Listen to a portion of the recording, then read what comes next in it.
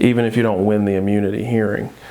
But Georgia, and I don't know what the situation is in other states, but the statute, the way the statutes describe self-defense is that you are immune from prosecution, not immune from conviction.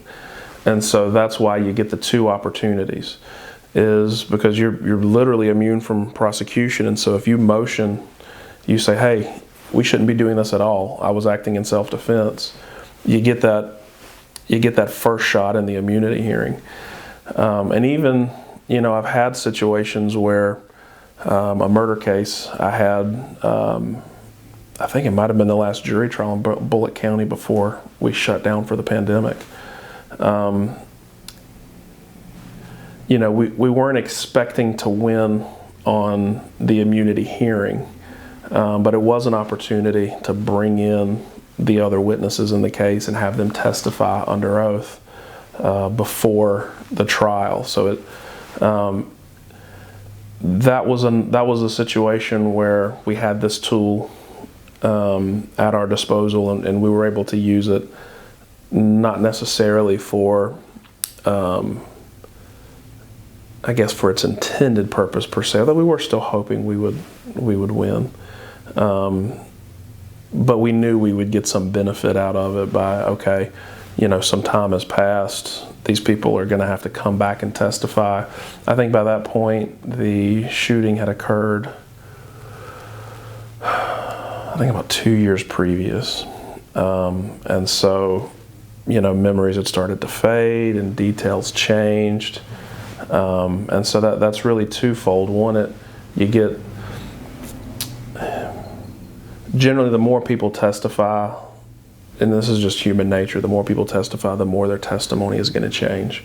So from the state's perspective, they really want the person to speak on the record as little as possible. Maybe give a statement at the beginning and then testify at trial. On the defense side, you're looking for something to raise reasonable doubt. The more a person testifies, particularly as time passes, the better, because they're going to contradict themselves. They're going to say something different. And then the other thing too is it gives you a preview of what to expect at trial. So while you're doing trial prep, it's like, okay, this witness is going to say this because I've already asked them this.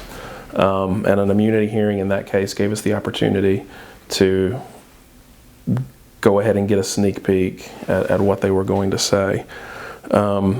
We ultimately did not win the immunity hearing, but it did give us some leverage in negotiation.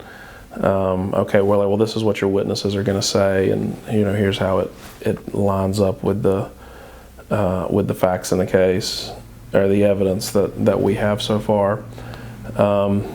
Unfortunately, weren't able to resolve it there, so we did have to go to a jury trial.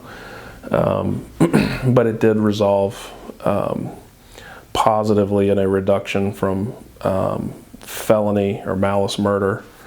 I think he was charged with both, which carries a minimum of life with parole, and then obviously a maximum of life without or death, although this case wasn't certified for death given the circumstances.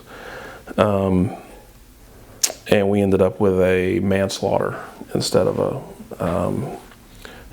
murder. So we were pleased with that result, and I don't think in any small part.